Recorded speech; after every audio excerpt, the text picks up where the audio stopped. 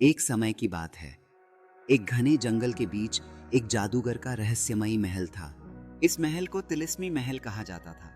कहते थे कि उस महल में जादूगर ने कई अनमोल खजाने छिपा रखे थे, लेकिन वहां तक पहुंचना आसान नहीं था। महल की रक्षा अजीबोगरीब पहेलियों और खतरनाक जादुई प्राणियों द्वारा की जाती थी। किसी भी इंसान को महल में दाखिल होने के लिए 3 कठिन परीक्षाओं से गुजरना पड़ता था। इन परीक्षाओं को हल करना तो दूर, उनका सामना करने की हिम्मत भी कम लोग कर पाते थे। गांव का साहसी युवक गांव में अर्जुन नाम का एक बहादुर युवक रहता था। उसने बचपन से जादूगर और उसके तिलिस्मी महल की कहानियां सुनी थी।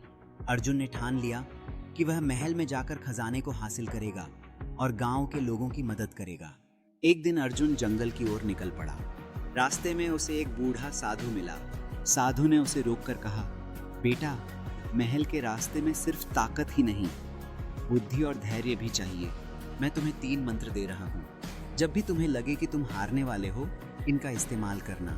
अर्जुन ने साधु को प्रणाम किया और आगे बढ़ गया। पहली परीक्षा, तिलिस्मी नदी महल के रास्ते में उसे एक विशाल नदी मिली। नदी के बीच में एक सुनहरा पुल था, लेकिन उस पुल को पार करने के लिए पहेली हल करनी थी। एक आवाज गूंजी, अगर मैं तुम्हारे पास की